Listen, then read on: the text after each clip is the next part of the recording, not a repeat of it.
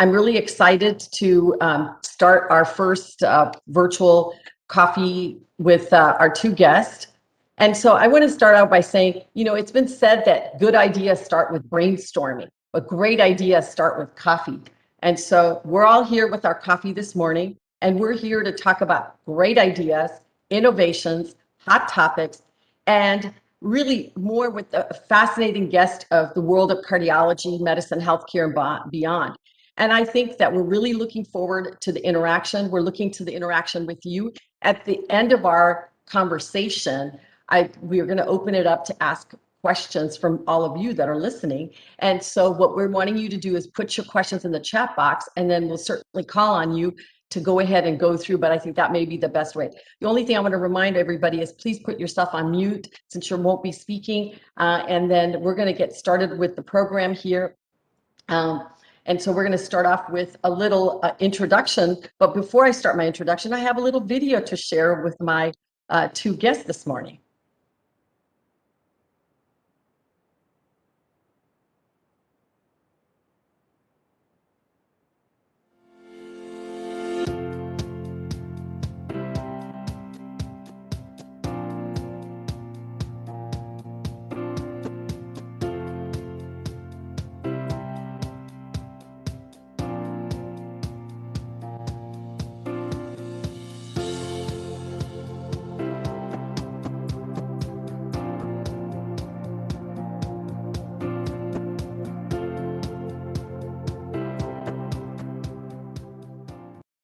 So what you may all not know is that the three of us were sort of partners in crime for the ACC Journal Club. And what you saw was one of the video clips was from our ACC in San Diego, where we had a GoPro and we did a live journal club.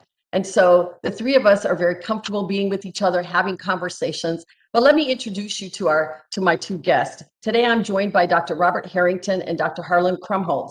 Dr. Harrington both of them really need no introduction, but Dr. Harrington is an interventional cardiologist and professor of medicine and chair of the Department of Medicine at Stanford University, Stanford School of Medicine, and a former president of the American Heart Association.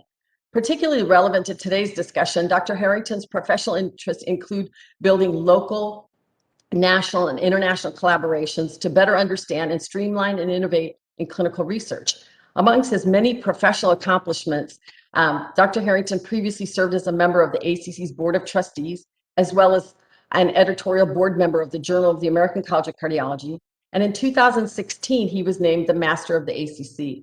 So welcome, Dr. Harrington. And I just like to say a little fact about Dr. Harrington, because I do watch Dr. Harrington's podcast, the Bob Harrington Show. So I know that you're a big Red Sox fan and you like your Red Sox, and and when you said that if you're not working with doing medicine, you could see yourself as an announcer or commentator for the Boston Red Sox. So welcome, Dr. Harrington. Thanks for having me, Dipti. And then Dr. Krumholz is a cardiologist and scientist at the Yale School of Medicine at the Yale New Haven Hospital, as well as the Harold Hines Professor of Medicine and the director of the Center of Outcomes Research and Evaluation, what we refer to as CORE. Dr. Krumholz is a leading expert in improving quality and efficiency of care, reducing disparities, improving integrity in medical research, and avoiding wasteful practices. Dr. Krumholz was previously a member of ACC's Board of Trustees and has served on many ACC quality improvement steering and writing committees. He's also played a leadership role in the ACC national quality campaigns, such as Hospital to Home and Door to Balloon initiatives. Recently, he's focused on harnessing digital transformation in healthcare, which is something that I'm certainly passionate about. So welcome, Dr. Krumholz. So I'm going to start off by saying both of you have both been in academics from the beginning of your career. And certainly academics does not scream innovation. And so, but yet both of you are someone that embraces innovation. Harlan, you developed a world-class outcomes research center at Yale, and now have started a data science and AI intelligent group within this, and now have a startup company called Hugo. And Bob, you are a trialist doing research. You were a trialist doing research at the DCRI at Duke, and then went on to become the chair of medicine at Stanford. But you're certainly a thought leader in augmented intelligence. So I really want to come back to those as to how did you both go from academics to really embracing innovation and really becoming thought leaders in your space. So we'll start off first by, I want to know a little bit about both of you. So Bob, let's start off with you. Tell me about your journey. Tell me about your personal journey. How do you get from where you were to where you are now? With the help of a lot of good people, like the two of you. No, I mean, I think that it has been a journey. That's a good way to describe it. And I often point out that that journeys are not necessarily linear.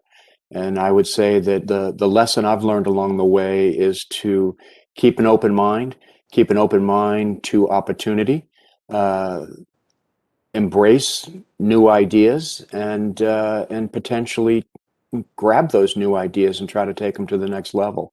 So I've enjoyed the journey. I've enjoyed the many people who've helped me along the way.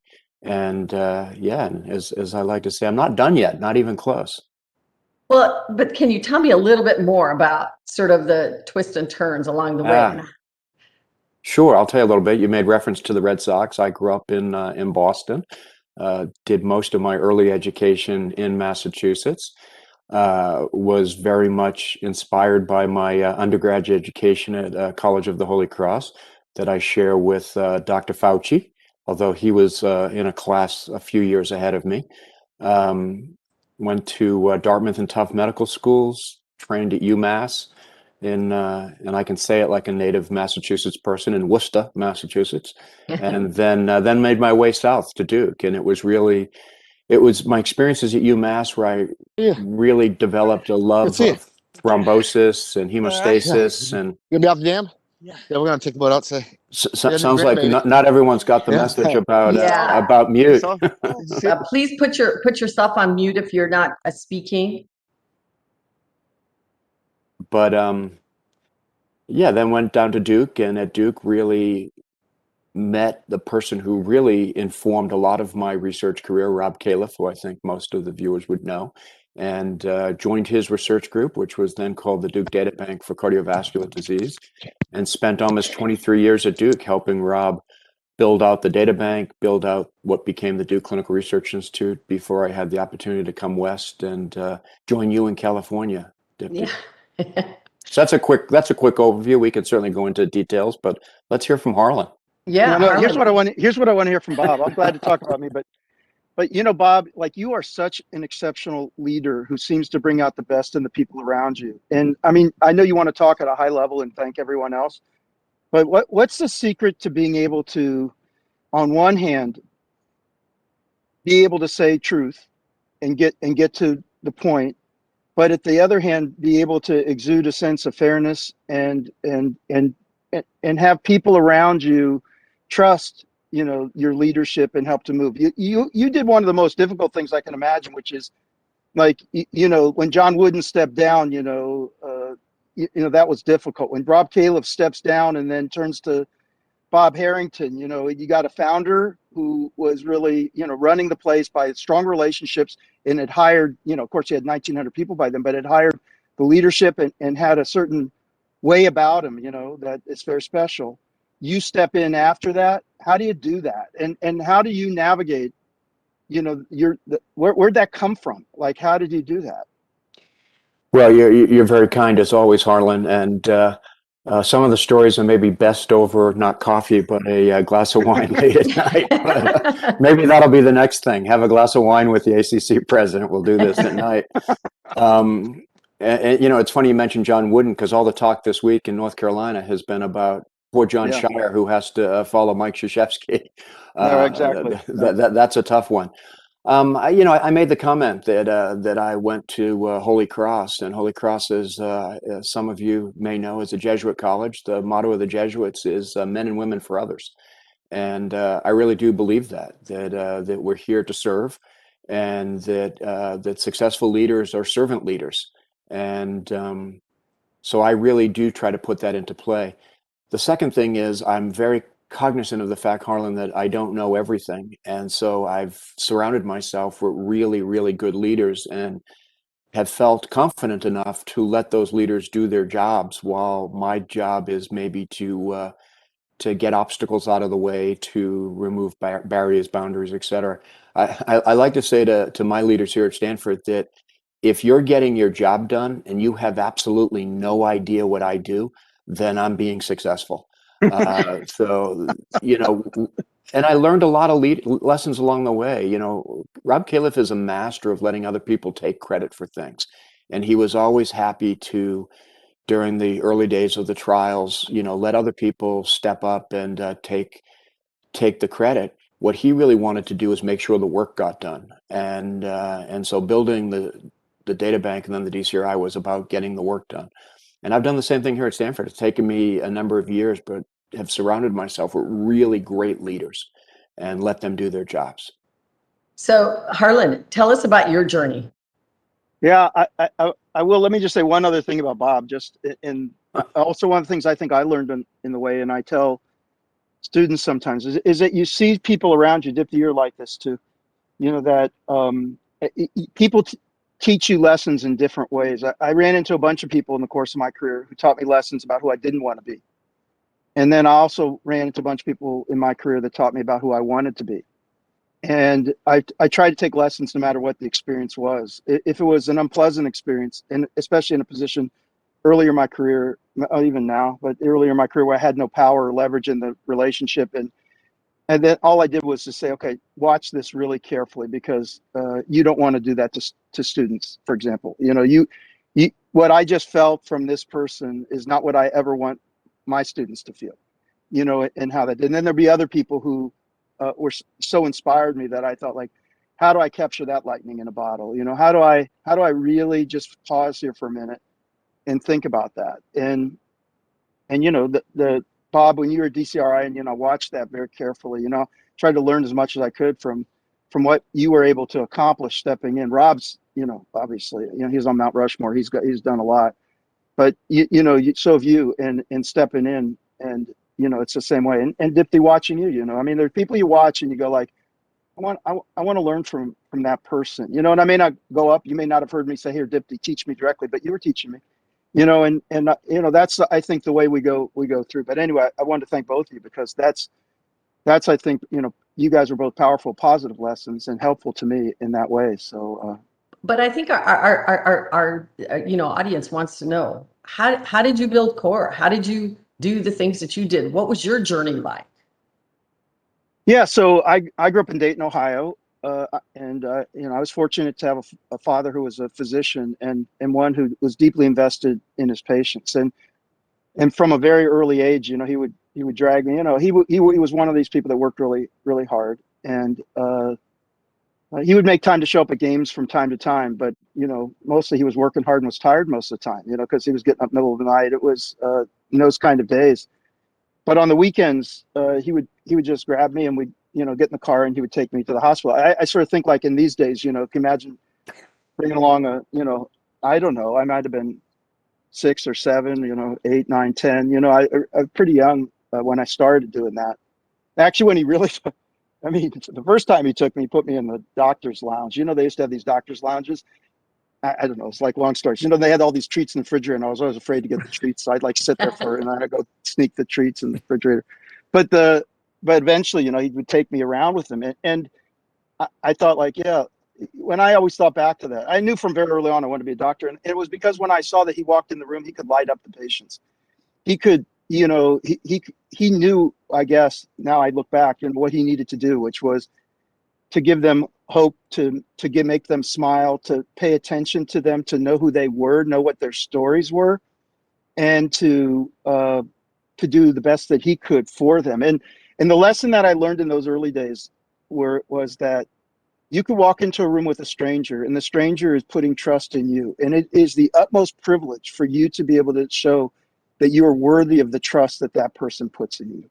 And I thought that was the most remarkable. I still think it is the most remarkable thing about being a doctor, is that, you know, people will tell you things they won't tell their spouse, they won't tell their best friend. You know, they will confide things in you. They will trust that you will take the information about them and just do your darndest to make sure that they are healed, or that they are that their suffering is mitigated, or that you just listen. Sometimes just listening it's such a powerful intervention. And so I think those early days really, influenced me a lot. He had been in academics early and then gone into practice. And so he also had this piece of him that was very interested in research. And though he was at a private hospital in Dayton, he started some research stuff. And I think that also sparked my interest in investigation. As I went through, I was lucky enough, like Bob said, to run into folks. I took a class in medical school from Don Berwick that had a big influence on me when I was a first year. When I was a third year, still trying to decide what I wanted to do, I was in a class that Barbara McNeil ran, a prominent radiologist in health policy, and she had Lee Goldman come and give a lecture or two. And I was really turned on to the way that he thought about clinical decision making and how we might use data to inform choices and how we could be accountable for whether we'd made good choices or bad choices. He had done a study that sort of helped to codify and quantify risk in preoperative in non-cardiac surgery to sort of improve our ability to risk stratify. He'd done a study called the chest pain study, where they were collecting data on people coming into the chest pain center and trying to assign probabilities that somebody was having an acute myocardial infarction. I thought he was way ahead of where we were going. And then I was also exposed to a lot of other people, thinking about information, Octo Barnett, other folks at Harvard, and Charlie Safran eventually, and others who were influencing me. When I was a medical student, I was on a rotation, and Roman DeSanctis was the attending.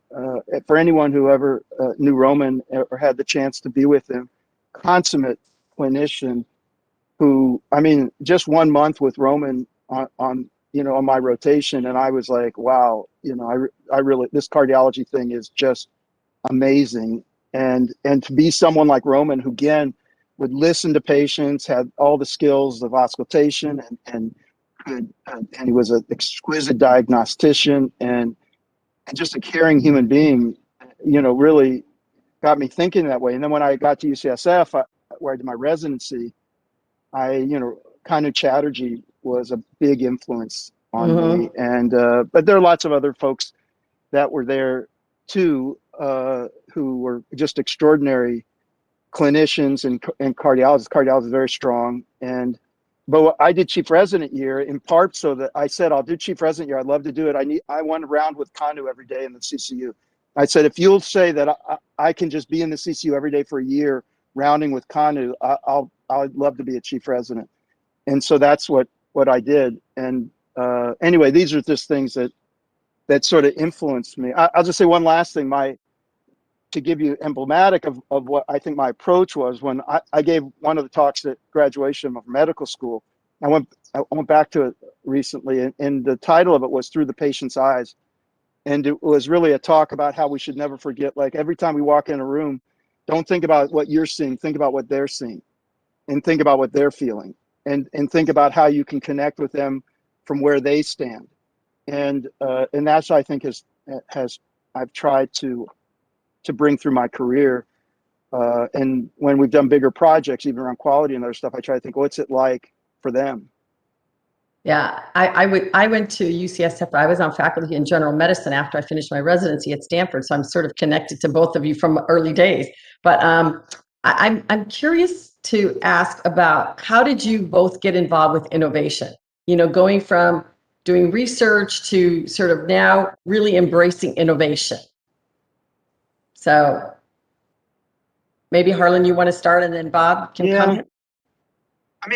I think there are two things, and I want to address your issue about academia. Maybe I'll do that second. So on the innovation side, I don't think you wake up and say, I want to do innovation. Right. But, I think me, I got a certain iconoclastic, part to my personality, but, and the one thing that bothers me most is abuse of power. And one abuse of power is a tethering to old ways of doing things and solidifying and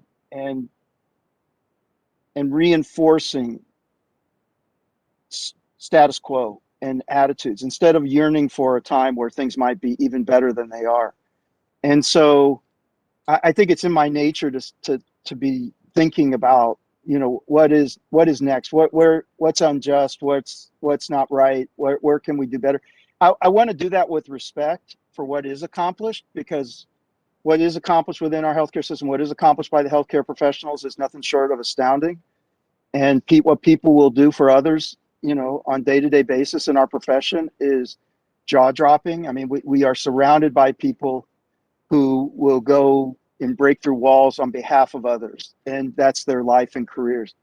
But yet, I started thinking about how can we enhance their performance? How do we create systems that actually help people do even more? I mean, we're even pushing people away, right? How much time do people spend documenting and on the electronic record versus actually interacting with patients? And so what would it be like if we were able to create a way that my performance was enhanced and my ability to do what I do best is augmented as opposed to shrunk? And how can we think more broadly about what's the kind of knowledge we need? I mean, where are we in ignorance?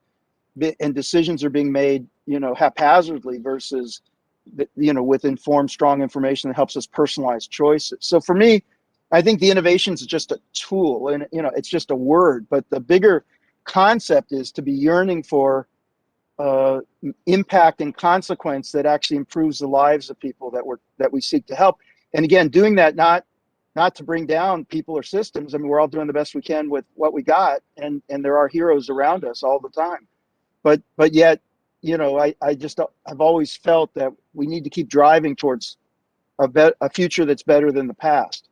And if we're doing that, then that you can call that innovation. But we have to be creative about not trying to just use the tools of the past, but thinking about what is it that really changes the game and puts us in a position to do so much better for the future. Bob, what about you? Yeah, I think that one of the reasons that Harlan and I get along so well and have been friends for a long time is that I think at our core, we have the same set of values about what we're trying to accomplish.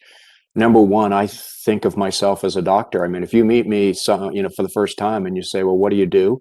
First, I'll say I work at Stanford. Then might say that I'm a doctor. You'll never get me to the part of the conversation that, you're the chair of the Department of Medicine, because that's not who I identify as. I identify as a doctor who cares deeply about taking care of patients. I agree with Harlan. I think it's the most noble of professions, what we're privileged to be able to do and how we interact with people. And then the second piece, and I really learned this in my early days at the data bank, when my kids would ask, well, what is it that you do? And trying to explain it, I think it's what Harlan's saying, that what we're trying to do is provide clinical people the best possible evidence and information about how to take care of people. It's as simple as that. That's what we're trying to do. Give them information that allows both the patient and their clinician to make the best possible decisions at that moment in time.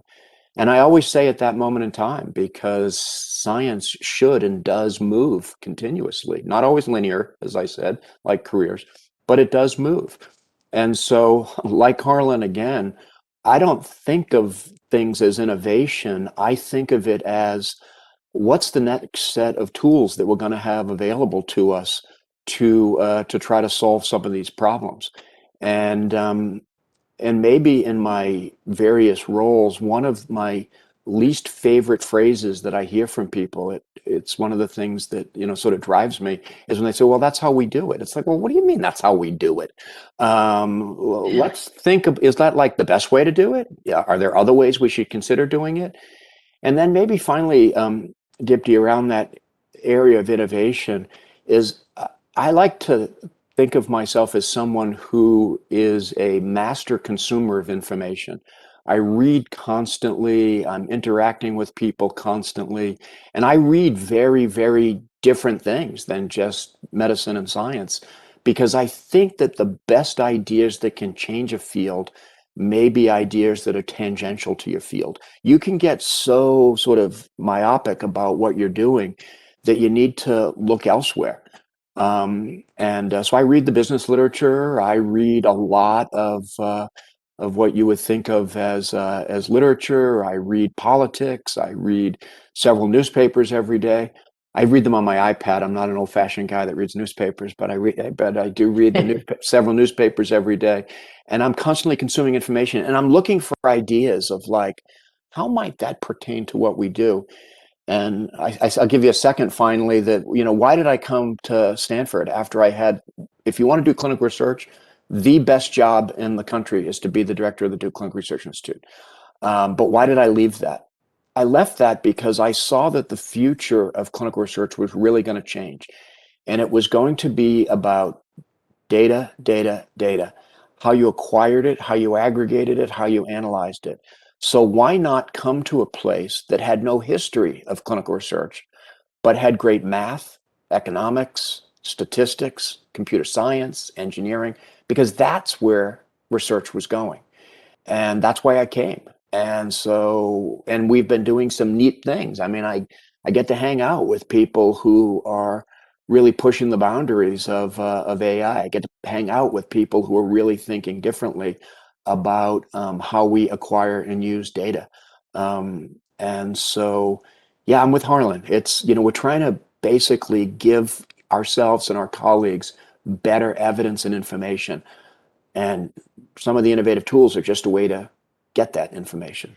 Yeah, but I think of innovation as this whole concept of digital transformation, right? Is digital transformation by definition should make our lives better, right? So the science is going to move as we get more evidence.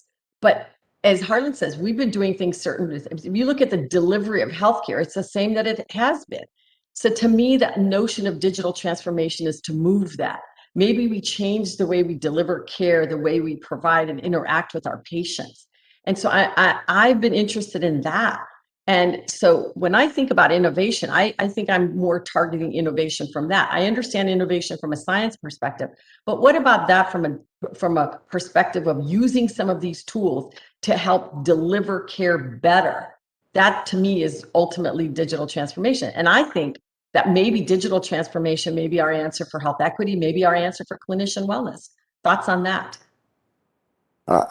During the pandemic, I think, while some things have been obviously horrible and the toll on society has been immense, but there's also been some things we've learned. I mean, look at this, the way that we're interacting around the country to share information with colleagues. And if you think about what we learned about the care experience in our own practices here, we've learned about, telemedicine. Telemedicine went from like 0 to 100 miles an hour almost overnight. Why was that? We use things like e-consults. We're thinking about changing the way we do clinical research with remote monitoring. And that's all been a good thing. I am one of the leaders of a project at Stanford called Ambulatory Transformation. How do we not lose what we gained in the pandemic to make medicine more accessible, make it more evidence-driven, make it more equitable? And so we're going to do things that'll use digital tools, for example, but it's more about trying to provide access, provide equitable access. I always ask the question, why the heck are clinics open from 8 a.m. to 5 p.m.? That's when everybody works. And so why do we have our clinics open, expect people to come see us from 8 to 5, and God forbid that they want to see us at 7 p.m.? And I think the pandemic has shown us that you can do things differently. You can see people at night. You can see people on the weekend. We need a massive overhauling of the way we deliver care. And I'm pretty excited about that next phase. Harlan, what are your thoughts? Well, look, the first phase of the digital transformation was to create digital data. And, the $48 billion that was infused during the Recovery Act to transform things. But, we're still practicing like it's 1980 primarily in terms of what we do. We push around these big carts. And in fact, it's worse, because the way the documentation and so forth has taken place. I see the technology as an enabler. But we still have to have eye on the ball about what we're trying to accomplish. So, yeah, it could help with equity because it could help show us things that are hard to see otherwise. But to really achieve equity in our profession and in our society, we got to roll up our sleeves and do the hard work. We've got to learn together. We've got to understand, again, what people are experiencing. I think for too long, we haven't really known what it's like to walk in shoes of groups that have been disadvantaged. For those of us who don't walk in those shoes. And to understand, the kind of barriers that exist, the kind of weights that are on their feet, and in the way in which the systems are set up to make it more difficult. And that you've experienced some of this, Dipti, and so I think some of it is about just admitting the truth about what our systems have been configured, and the kind of barriers that we want to pretend don't exist, but are very obvious to people who face them every day. but there, you know, on the, and the same thing on the patient care side, you know, what is it we value? What is it we want to put up? What are we trying to accomplish? One of the reasons we're in this predicament that we're in is because the things that we can measure aren't necessarily things that matter. So, I mean, they matter, but they matter, you know, so the cost of care and the margins and so forth. But, you know, we don't juxtapose that with an output around what have we done for people's lives and their function? Have we reduced the suffering? You know, what is it that the output has been for what we're investing? And so, you know, if we can, with technology, be able to connect people in a more convenient way, to be able to deliver the information that's needed. I have a dream that we learn with each patient. You know, we really develop this where we get smarter with each interaction, and that body of knowledge is accessible to everyone, so that when Bob learns something by seeing a patient, it goes in like when Google's doing this, their algorithm updates with every search, you know, with Amazon with every click, with Tesla with every mile. There gets smarter, and the system gets smarter. And and in medicine, it's like, no, you got to get gray hair to see a bunch of something in order to have the pattern recognition to figure something out. But instead, it's like, why can't we take advantage of, I'm sort of hatching this idea of collective wisdom, you know? So how do you get this collective wisdom? And again, not to replace doctors and other healthcare professionals, but to augment their performance. You know, in athletics, there's no good athlete who wouldn't take advantage of every single strategy to make them better, to make them better able to perform at a higher level. And we have to be in that same mode, you know, so that we're constantly striving, what's that thing that's going to make me better? And then the question is going to be, well, what's the metric? I mean, if I'm Usain Bolt, I know what it is. It's number of seconds to cover 100 meters. If I'm a doctor, I don't know. It's like I get through the day, and in many settings, it's what's my RVUs, or how much revenue have I brought in? And it's not exactly what have I actually done. And so we've got to, you know, if the technology can help us both in information flows, knowledge, accountability, and I'll just say finally, you know, again, a dream I have about this is research no longer sits over here and clinical care over here and administration and accountability over here, but it all starts to come together. A lot of our quality metrics, and I've been responsible for greater accountability in medicine, are useless for improvement because they come by too late and they're too imprecise.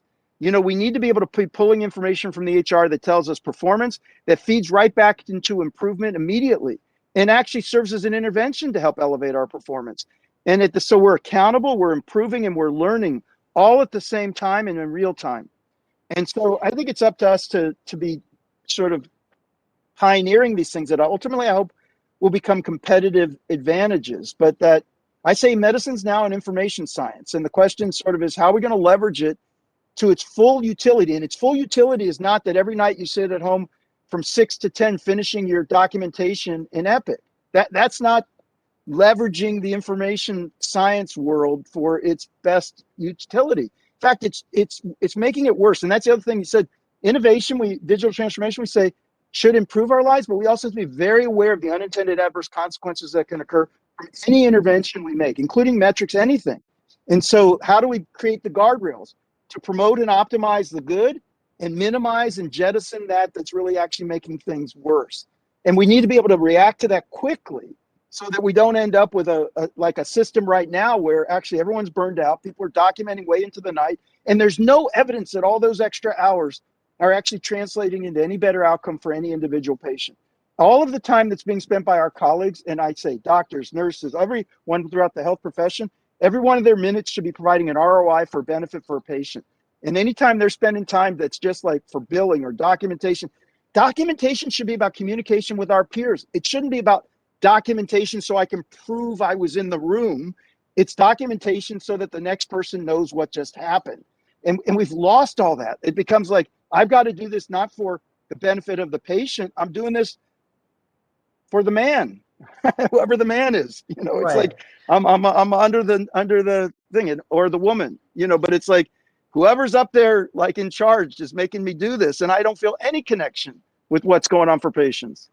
Well, you guys have brought up so many amazing things that I can talk about. But you know, when Bob, I think about Silicon Valley, they're all in with the digital transformation, right? I mean, there's all these startups. I mean, there was more money poured in last year for all these startups to be able to do that. Silicon Valley believes that we're there with digital transformation, but we're all not there.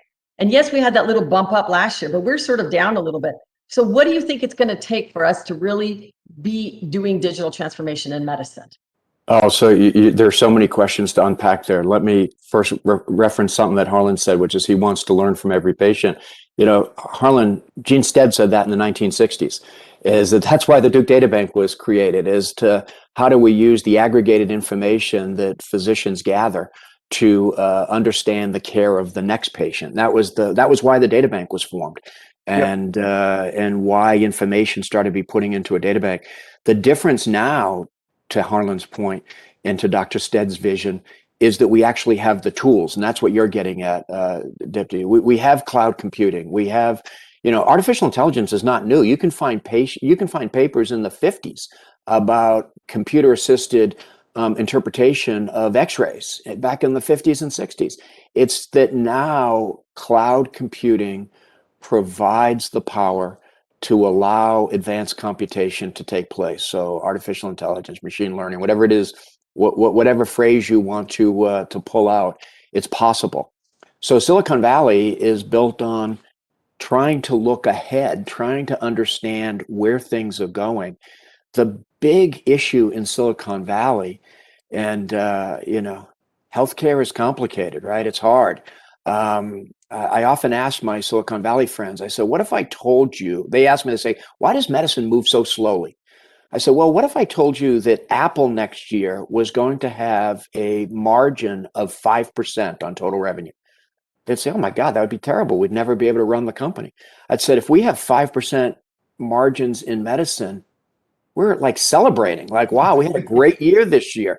And so we don't necessarily, the tech community doesn't necessarily understand healthcare. I'm with Harlan. I have a talk that I give now that starts off, medicine, yes, is a biologic science, but it's also a data science. And how do we bring the worlds of biology and data together? And that's what Silicon Valley is struggling with, that you've got great engineering, which is the data piece, but we don't necessarily have the biologists, the clinicians who can connect with the data piece in order to make things that actually, to Harlan's, I think, incredibly good point, that's actually going to move the ball down the field. I think we're starting to see some of that, but my take is that we need more people who understand and can work at the intersection of biology and data. And that is not simple, right? Because that's the two different sides of the brain that do this. But I'm always optimistic that we can create venues, that we can create training programs, that we can create educational opportunities for people who can bring those two things together. That's what's going to change the world, the people that can intersect at biology and data. Harlan, is there anything else you want to add? Because then we're going to go to our questions from the audience. And I think I see a lot of questions. So go ahead, Dipti. Why don't we? Listen, this is something that I could talk to you guys for hours about all of this stuff because it's fascinating. I'm going to go back to sort of some of the beginning. I think this is Katie Berlacher. Is that Katie? Are you on? And can you ask your question? Yeah, I'm on. Hi, good morning. I'm going to turn my video on right now. I'm at work. So good morning. Thanks for taking it. And Bob, I'm a Dookie. I went to Duke for undergrad. And so I was sad that Coach K is going to retire, although all good things must come to an end. One of the interesting things he said this week when asked about kind of what he is most proud of, he was talking about the family that he built in the community, which I think as a leader in medicine, many of us think that way too, that it is both an honor and a privilege to be able to say that we get to build a family at work, not just the ones that we have at home. So I was wondering, all three of you, but Bob, maybe you can start, is how do we best do that? I think this past year has really been hard for me to make the community feel come through on a day-to-day basis. So how do we do that? And for you, what has been hard about building that community over the years, as I'm sure you have also encountered challenges? So Katie, thank you for asking. And thank you for stressing the Coach K piece of it, because I too watched that press conference. And I rescheduled my day so that I could watch that press conference. And he did talk about family. He talked about community. He talked about lessons of leadership. And my observation over the years, and certainly I try to do this, is that great leaders have some combination of two characteristics. One of which is that they have vision. where we're going, where we need to go, and that they can convey that vision. And the second is that they care about the people that that work not for them, work with them. And that the most successful leaders have some combination of those two things. Mike Krzyzewski has that, over the top. He clearly has a vision for where his team and where basketball can be. But the thing that everybody talks about with Coach K is that he cares deeply about the people that surround him. And the people that surround him is not just necessarily the team, but it's the people who, inform the greater Duke community in his case. I've tried to take lessons from that in the two big leadership jobs in academics that I've had, one at Duke and one at Stanford, is that how do you sort of try to step back and like see where we're going and be able to communicate that? And then secondly, how do you take really talented people, give them some playing field and tell them to go do it, and get out of their way, and better yet, block for them so that they can do the things that they need to do. And if you look, for example, at my leadership team, it's actually quite large because I don't believe that, that I know how to do most things, but I want the people around me to feel that they can do the things that need to be done to make us better. So I do want to, and I will, and people that work with me know that that I will defend my team, and that I will work hard on their behalf.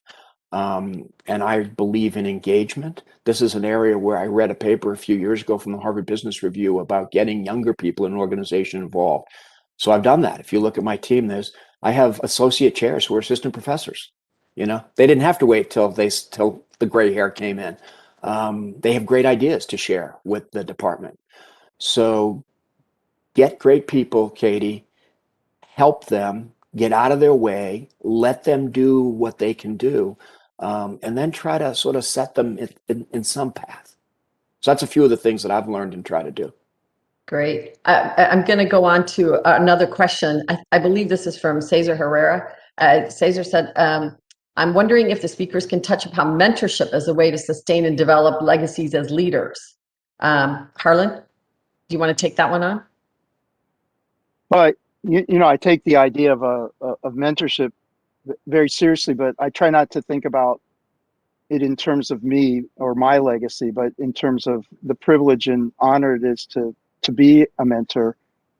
I know last night we went out to dinner with a couple folks who are sort of graduating from their research years, and what I tried to convey to them, I know one of them's on today listening, but one of the things I tried to convey to them was that what a privilege it was to work with them and how much gratitude it has. Just building on what Bob was saying, I think in terms of the one way you build that community is that in that caring.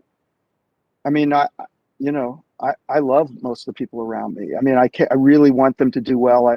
And we share a vision, but I want them to grow professionally and personally, and I want to do whatever I can to be part of that. But I don't think of it. In the end, it will help create a legacy, but I think of it more in terms of what I get out of it. The sort of pride and just the opportunity, and you were saying like, why are you still in academia? Because academia is the only place you can be where there's a constant replenishment of young folks coming up and through. And that can go from all the way the students to junior faculty to beyond, where you get the privilege. I talk about the privilege of being able to walk in a room and being worthy of patience. You get a privilege of meeting people who are just the most extraordinary individuals and trying to be worthy of being their mentors and to help them in any way you can. And the one thing I think that really leads to the sort of humility is to try to embrace gratitude for what it is to be in the position where you can work with people like this. The other thing about academia is, we have no allegiance to anyone but society and to our patients. Sure, yeah, people can get on our back in the administration about this or that, but like in the end of the day, as a person in academia, like that's what my allegiance is to. And then to my students and mentees, to try to help them do their best and get through. And so, I think that all of us should think about that as a privileged opportunity when we can play a role in anyone's life, whether it's our patients or our mentees. And then like like Bob said, it's a lot of it is about getting out of the way too, and then giving people confidence that what they can do if they're willing to work hard and apply their skills and talents, helping everyone to achieve the best person they can be, and show them that there are people who believe in them. There have been a few people along the way for me who just have been like that. My grandfather was like that. Jerry Kassier was like that. Like people who basically just said, "I believe in you," like no matter what. and whether that they should have said that or not, I just always remember how much meaning that has. And I try to say that to others, and authentically and genuinely, like, I believe in you and I want to help you and I want to learn from you too. So, Harlan, one of the questions that came out was saying that you had indicated earlier that there were experiences that taught you how not to mentor. And so they wanted to know, how do you find a good mentor in sponsorship? And what were those things that you learned about how not to mentor? Well, those are too quick. I'll just quickly, because I know there are lots of questions. I think the thing in terms of finding mentors is you're looking around for people who either you've heard or you see that you think can help you. And, sometimes people have time and sometimes they don't, but almost everyone will spend a little time with you. And then you can see whether or not that grows. It's a good fit, whether it's the right thing in terms of a long-term mentor. But I think that, if you respectfully reach out to folks, that's why most folks like that. They like the idea that somebody's asking them for some time to just talk and to help them on their career path. So I would say be proactive about trying to find people like that. And then in terms of the negative things, we all have this. We all have run into situations where someone's, there's been a real negative affect to it. Someone made us feel bad, embarrassed. Maybe we did something that, we made a mistake, or honestly, maybe you didn't make a mistake, but someone, is using humiliating sort of terms and not, and calling people out. I mean, there was a lot of this. People used to talk about, it was a terrible word, pimping people on rounds, but it was kind of like really, it was like, you got to be tough and doing this stuff. And sometimes people just went above and beyond like what was reasonable in terms of that. The Bobby Knight kind of, you guys were talking about coaches, throwing chairs at people, it's like there was a certain type of approach that I thought was not very nurturing or supportive. And whenever I see it, I just catalog it to say that, that's not the person I want to be. And when I'm in this position, remember I was going back to this abuse of power thing. It's like power is a privilege. And when you're in the hierarchy, I mean, I like to think I don't have power. I'm like, hey, we're the same. We're like, we're just talking. When you're chair of medicine or you're head of core, or you're like this, you walk into the room, it's not the same. And so, you got to have respect for, like, again, seeing through their eyes. What does that feel like? And so how can you recognize that there's a power differential, and what you're trying to do is to empower them, strengthen them, help them to achieve what they do. And the power of your words, even light words, even words casually said. I've been in rooms where people have made jokes that I knew caused harm, and they didn't mean the harm, but they didn't recognize their power. They didn't know what they just did. And I've just tried to, not that I've got this just right. I'm still making mistakes, but I just try to be very respectful of power differentials and what words can mean and what role I can play in helping to put people in stronger positions. And then there is another piece too, which is when, can you push people ahead of yourself? So you get a really nice invitation to give a great talk. Can you get someone else, a junior person, to do it? Can you start to push people? And this also has to do with equity issues too. Can we start getting different faces in the room? Can we start, helping to give other people opportunities? And sometimes that's hard too, because, you're stepping aside and but you've got to do it. You got to do it. Yeah. So, Harlan, I think Thad Waits has a question. I don't know, Thad, do you want to ask it or do you want me to? This is about the conversation and podcast. Thad, are you on? I'm getting too much sun here, maybe. Yes, I'm on. Would that be to both of them? It was really Bob's podcast. And Bob, by the way, I'm a Red Sox fan. If I were in my office, you would see a picture of Ted Williams sitting in his cockpit of his F4 during the Korean War. My question is, you and Clyde Yancey several years ago talked about civil discourse within the profession. I think the ACC does a real good job within that, but within professions in general, the country, of course, has a problem. And I was wondering if you would give any insight on your and Clyde's conversation and move it up to the present day. Well, first off, thanks for joining from the Gulf Coast, which is, I assume that you're in Mississippi today. So thanks for joining us. Tad, you're one of the people that I've actually learned from over the years. We had the privilege of serving on the board with you at the ACC, and you have an amazing way about you. You talk about someone who cares about people and who can genuinely reflect that. I learned a lot from my time on the board with you about how to treat other people. So thank you. Oh, thank you. Wow. And the fact that you're, a Ted Williams fan. Ted Williams was my grandfather's favorite player. And I grew up going to Red Sox games with my grandfather and would go to, 20, 30 Red Sox games a year. And all Red Sox fan knows that Carl Yastrzemski followed Ted Williams. And so for almost 50 years, there was only two left fielders for the Red Sox. So if I were to turn off the blurring of my camera, you would see a signed ball I have from Carl Yastrzemski. Hanging on the wall behind me. It's one of my most prized possessions. So thanks for bringing that up. Now let me answer your question. Civility. Yeah, Clyde and I did that almost a decade ago, and then we updated it. 5, 6 years ago. We were really dismayed by the lack of civility. We called it the civility and professional discourse. And like Harlan, I love academia. One of the things I love academia is that you can argue and debate as you try to find truth. And that's an accepted way to do things. And with good ideas, the most junior person at the table should feel empowered to express their ideas and have them heard. And what Clyde and I talked about was the notion of let's have good, vigorous, even tough debates. Let's do it respectfully. Let's treat each other respectfully. I'm very active, as some of you are, on social media, and I'm dismayed at times. I'm dismayed at the language that starts to be used. I'm dismayed at the ad hominem attacks that start to be used. And I don't like that. If you have good ideas, let's talk about them. Even if you feel passionate about it, say it respectfully. Clyde and I have talked about it. Maybe we need to update that and have a talk on civility. Maybe we should have a session at the American College of Cardiology on civility and professional discourse. One of the things I've loved about the whole, Zoom and in this case web experience, it is democratizing. That people who might not want to ask a question like you feel comfortable with can put their question in the chat box.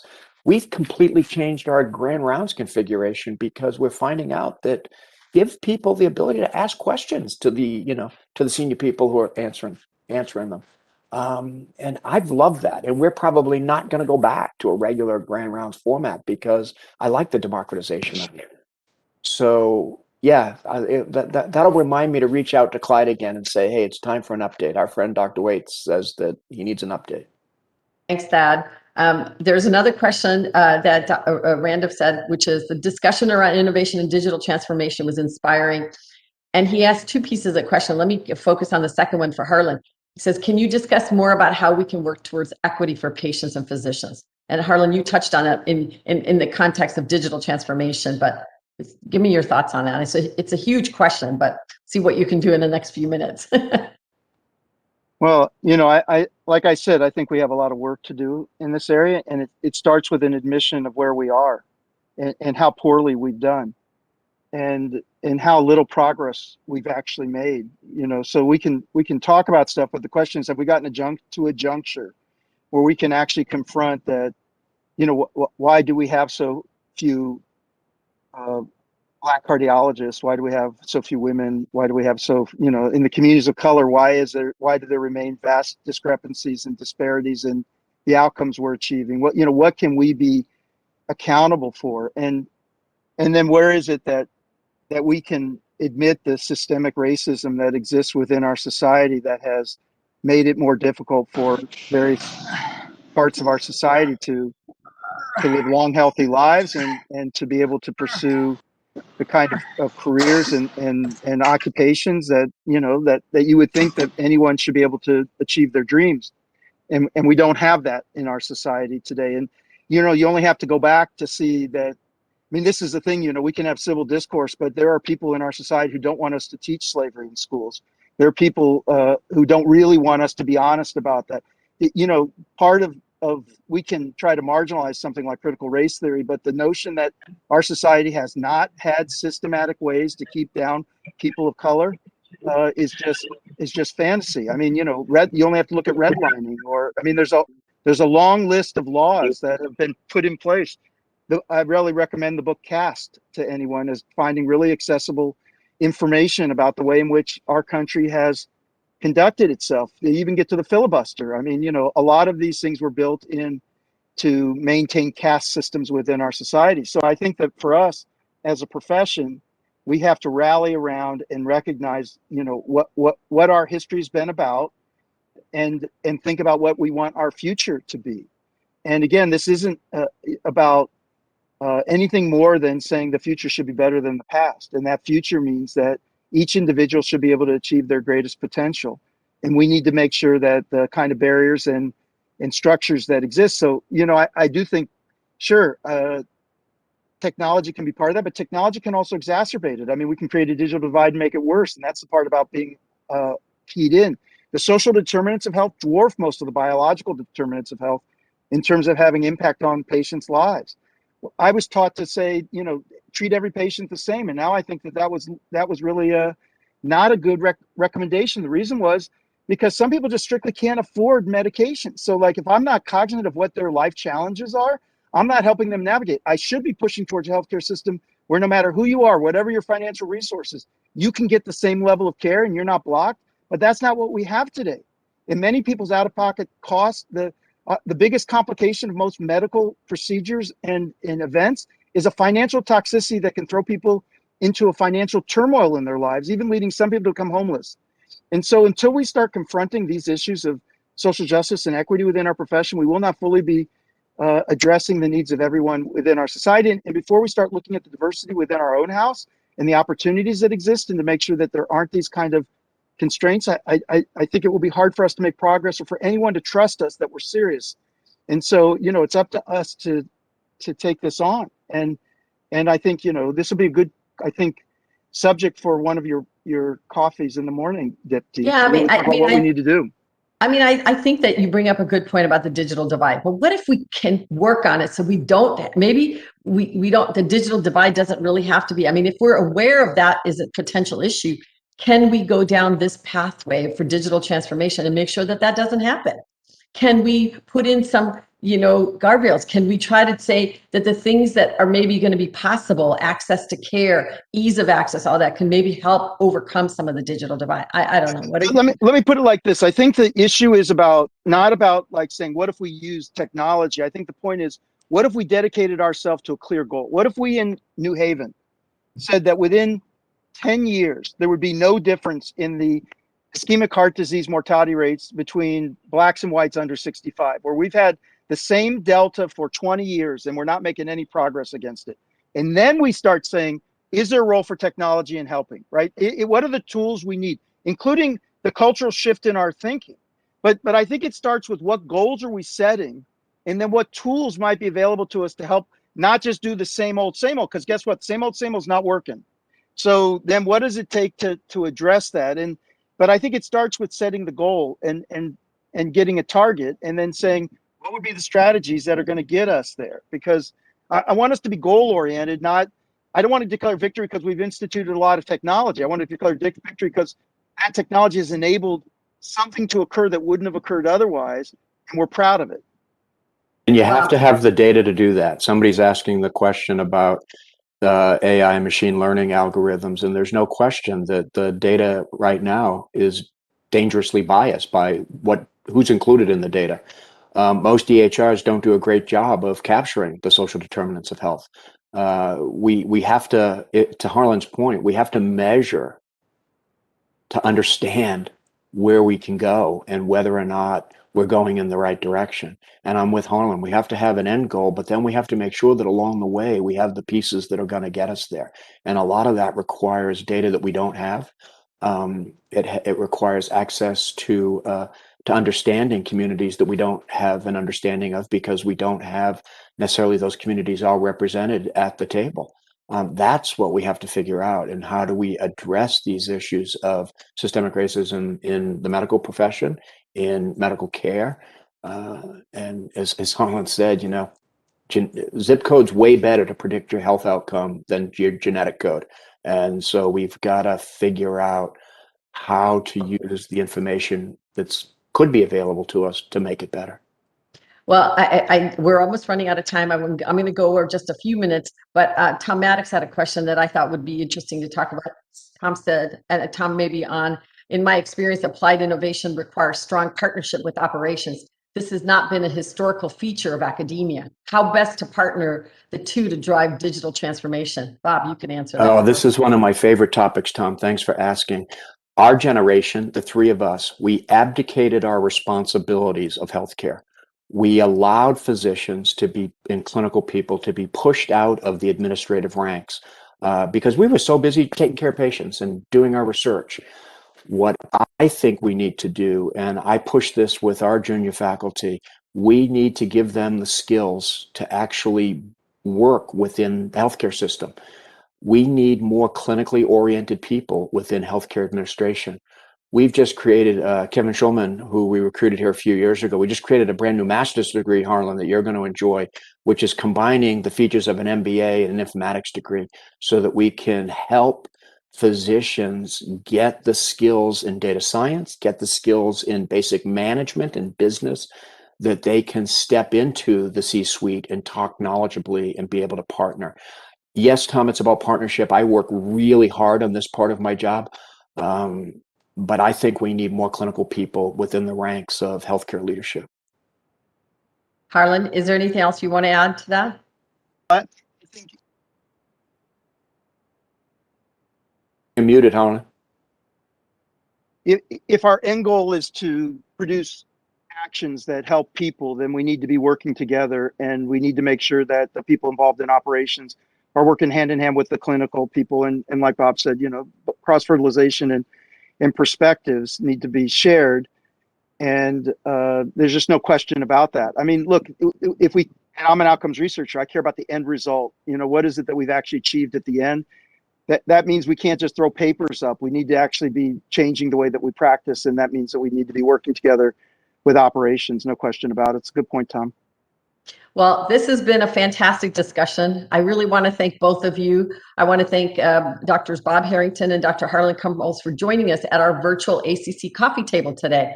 And you'll be able to find a recording of these sessions at ACC's YouTube page and learn who's going to be coming to the chat with us next time. And so I'm going to say, let's raise our coffee cup. May your coffee be strong and your day be full. May we help, may we heal, and may we advance heart care worldwide together. Thank you for stopping by today at our virtual coffee table. Thank you. Thank you. Thanks for having us. Thank you, Dipti. Thank you, Bob. Okay.